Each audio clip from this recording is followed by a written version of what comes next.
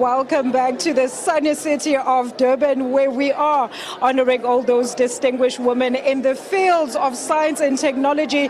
And as you know, these awards have been out of bounds for the past 4 years due to unforeseen circumstances. And as promised earlier, we do have the Minister of Higher Education and Training, Dr. Blade Nzimande, who will be, of course, kicking off the official award ceremony in no time. But he decided to give us a few moments just to take us through what we can expect this evening. Minister, a very good evening to you. Thank you so much for joining us. Minister, once again, 4 years without the recognition of women in such an important field. What can we expect tonight as the awards come back with a bang?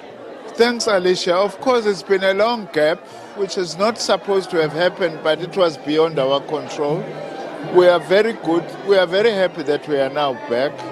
We are actually going to be seeing very distinguished women scientists, including young and upcoming women scientists who are being awarded for the work that they are doing. Incredible work, some of which is very innovative, coming up with new ideas and coming with solutions to the many problems that our society faces, which is the role of science, by the way, that science, in order to be true science, it must contribute towards addressing the many problems that we are facing.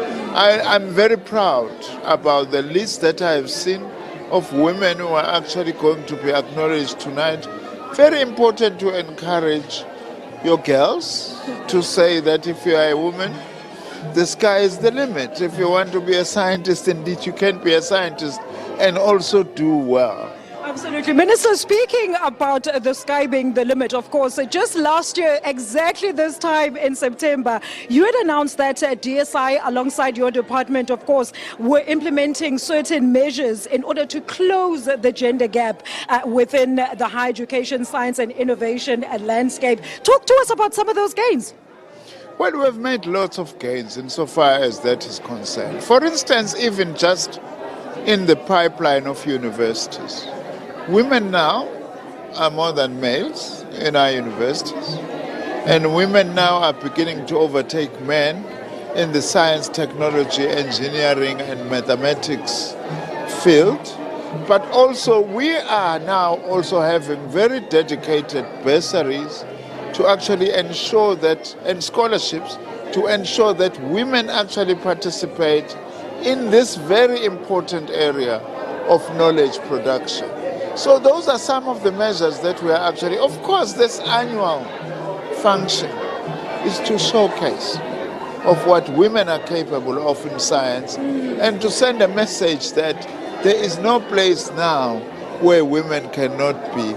A women's place is in the whole of South Africa and globally for that matter. Absolutely. Minister, also this year during the National Advisory Council on Innovation, it was told to a committee that they'd seen a progress in women that are entering the STEM fields, which is your science, technology, engineering, and of course your mathematics. But they were saying that their target was to actually go and a step even further to ensure that those black females are actually placed within those fields. Talk to us about those initiatives and other policies that are currently in the pipeline to ensure that they don't just get into the varsity, but they actually get job placements. Yes, we are indeed making a lot of progress, although there's still a lot that still has to be done, because the higher you go in terms of disciplines, you tend to still find male domination, which is what we actually do need to be able to change now. As I'm saying, the main things that we are using is scholarships, gender-sensitive distribution of scholarships, gender distribution of PhD places, and also ensuring that we improve our supervisory capacity of those researchers and PhDs, and ensuring that we do not find a situation where women PhD candidates are only supervised by men, and sometimes they face very unique obstacles. That is the whole climate that we are actually trying to change, to create a better place and a better space for women to be able to realize themselves. Minister, when we talk about that and, the gender bias that women scientists still feel or go through, particularly in this field, I was looking at the UNESCO 2021 report that says only 2% investment or capital was actually directed in funding female tech startups. Is there anything that you're doing around to change this narrative and, of course, to try and diversify the industry so that we see more women in these roles, in managerial roles as well? Of course, South Africa has got black economic empowerment policies. They've got policies, our government has got policies to affirm women to be able to thrive. And Alicia, you are raising the most important thing. What we are also doing is to rejig the resources such that we are able to support women. It's not enough to say we are increasing PhDs, but how many women? Which means that we have to set aside, which is what we are doing, money that is more directed in affirming and actually supporting women. Because our philosophy is simple. Innovation is everywhere. Innovation is not only a man's business. Innovation is also a woman's business. And there are women innovators, as we will actually see some of them tonight. Absolutely. And then in terms of encouraging more black women, particularly at early school level, Minister, I'm sure there are some initiatives that your department particularly is driving forth. What can you tell us about those? Well, we are working very closely, for instance, with the Department of Basic Education to ensure that there is improved teaching of maths and science, which still remains one of our biggest challenges in the schooling system. But what we are already beginning to see is that in matric, girls are beginning to do better than boys when it actually comes to maths and science, which is actually an outcome of what the Department of Basic Education has been doing, but also that we have been doing in cooperation with the Department of Basic Education to actually ensure that not only is maths accessible and less feared, but we need to make sure that there is generally affirmation of women. You are right. Unless we start it early, we're not going to solve it at this level.